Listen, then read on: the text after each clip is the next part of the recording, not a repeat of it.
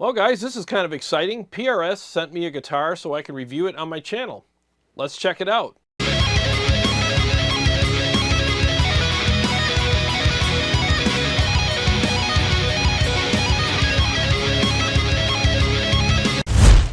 Well, hey guys, thanks for joining me for today's video, and I want to thank PRS for reaching out to me and asking me if I wanted to demo some of their guitars or some of their other gear, and I chose this one to demo because as far as the specs are concerned anyways, it seemed more to my liking, my tastes as a player who does metal and stuff. So I want to do an unboxing in this portion of the video and just reveal it, and then afterwards I'm going to give myself a little bit of time to acclimate to it, get it tuned up and everything, and then I'll shoot the rest of the video after I get all that stuff done. So let's start with the unboxing now and just see what this looks like. I've never, well, I shouldn't say never, I haven't played a PRS guitar since I was probably in my early 20s. It's been a long time, so I've always heard great things about their guitars, but just never played one for some reason. So today will be the first for me in a long time anyway, so let's see what this looks like. All right, so it looks like it comes in a soft shell case. Kind of looking forward to seeing what this thing looks like here. It's as far down as that goes. Okay.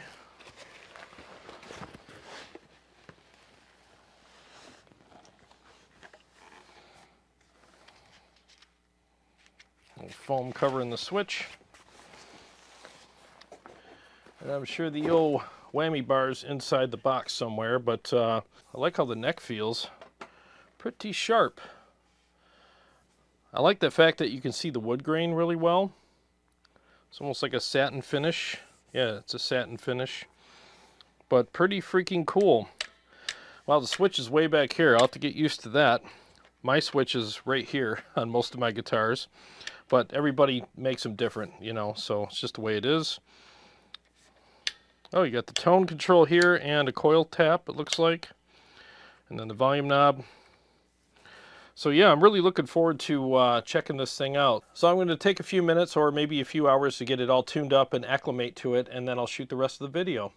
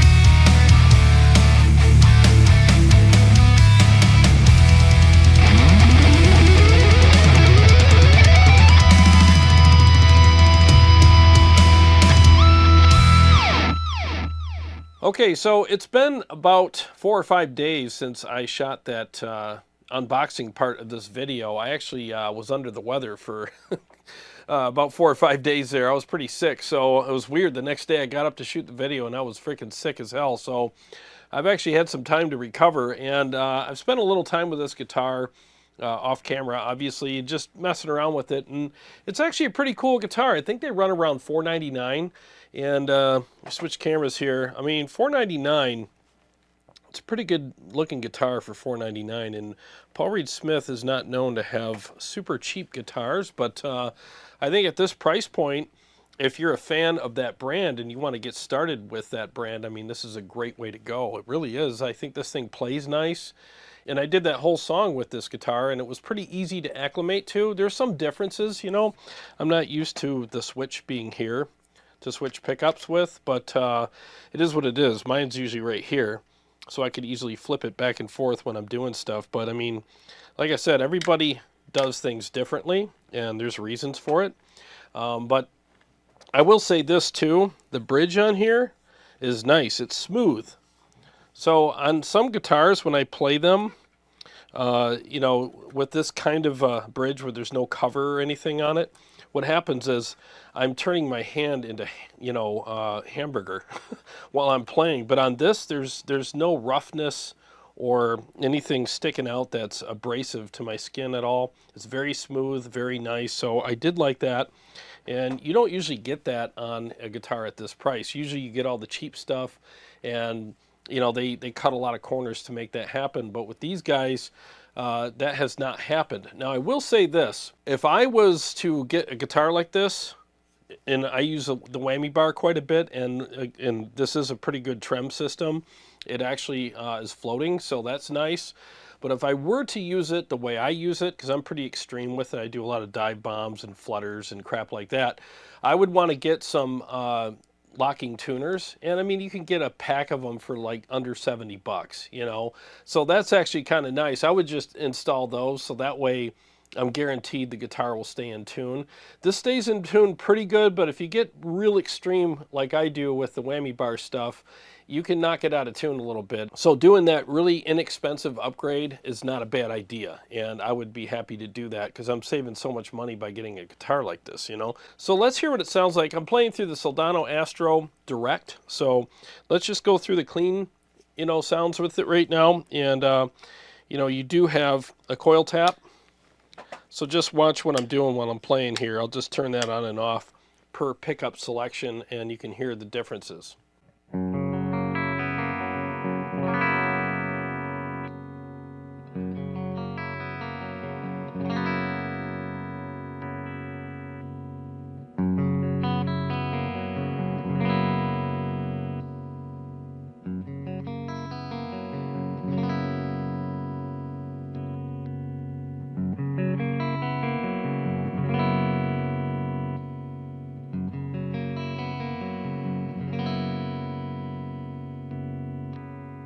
So you do get some really good choices regarding voicings with all the different pickup selections and with the coil tap associated with each one of those pickup selections. So let's go ahead and switch over to the high gain stuff now, and I'll play a couple riffs and tell you what I'm experiencing in the room.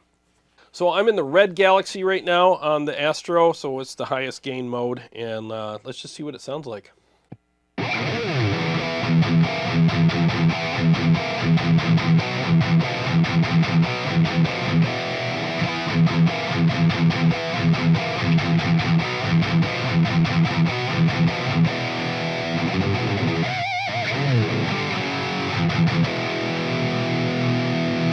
Yeah, it sounds pretty good. I mean, it's a little brighter, and it's not as full sounding as some of my other guitars, but I mean, the guitars I'm playing down here are over $3,000, so I'm not expecting it to keep up with those at a $500 price point, but I'm just telling you what I'm experiencing here. I mean, for 500 bucks, it actually sounds pretty freaking good. And I have to tell you, like, I do like this neck. It's very smooth, and the neck joint on the back, let me see if I can get a good shot of that here. It's pretty flush, you know. It's not, it doesn't stick out a lot, so it's pretty comfortable. So if you want to reach those higher end frets, it's easy to do, and I don't feel like that huge stop that gets me there, you know. So let's, you know, my hand hits this at the same time as it hits the neck joint, which, I mean, I'm stopping anyways. So, and I can reach all this stuff easily. You know, I don't feel like I have to adjust and pull my hand back to get around that neck joint. I mean, it's super easy and comfortable. So that's also really nice. So as I was saying, these pickups are a little different than the ones that I'm used to in my other guitars, my Majesties and my Kiesel. So I had to adjust some things on my amp. I took the brightness down a little bit on the amp and added a little more low end, and it seemed to balance things out pretty good. So you might want to do that with this, because it is a little different than some of your possible more expensive guitars. But again, you're looking at $499 here. So, and at this price point, I mean, if you like the pickups, you can keep them, or if you have preferred pickups like a lot of us do, you can afford to get some new ones because you saved a lot of money on this guitar. So let's play a couple more riffs and see what it sounds like.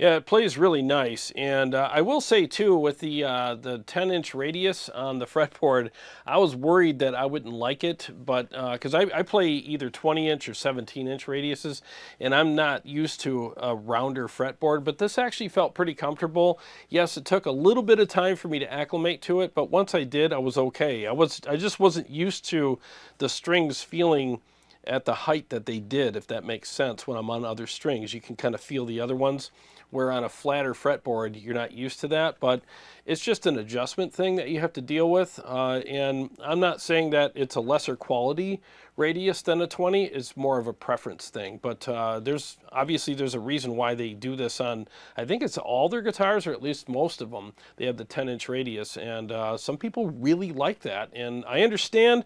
I still prefer a flatter radius, but hey, to each their own. But anyways, let's do some leads on this and see how comfortable it is.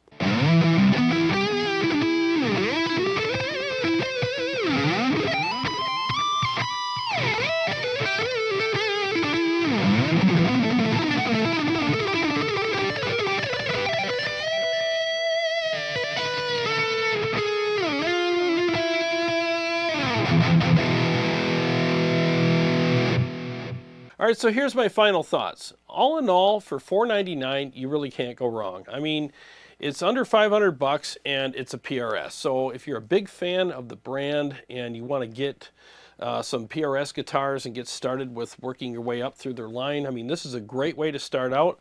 I really feel like it's a great guitar for the price, and the feel and fit and finish is really good. The only adjustments I would make for my own personal use and personal taste is I would get the locking tuners, because I'm a whammy bar extremist, I guess. I do some pretty crazy things with it, and I would want it to stay in tune for all that, so I would get the locking tuners, and I might even invest into some of my favorite pickups. But like I said, because of the price of the guitar being so low, you can afford to make those upgrades if you choose to. It really depends on your taste. But for people who are wanting to start out with the PRS stuff, this is a pretty good way to get started, and it's not going to cost you a fortune. Well, I want to thank PRS for sending me this guitar. I really appreciate that very much, and I want to thank you guys for watching it. I hope you guys enjoyed the video. And to all my Patreon supporters and subscribers, thank you guys so much. I really appreciate it. And to everyone who's been purchasing my presets from my website, tonewars.com, I make presets for ToneX, Quad Cortex, and for the KEMPER. If you want really good high gain tones and some awesome glorious cleans as well, go to my website, linked below, and get some of those for any one of those units, and I'm sure you're going to love them. Well, if you're new to the channel, please subscribe, because I got a lot of great stuff coming up, and I'll see you on the next one.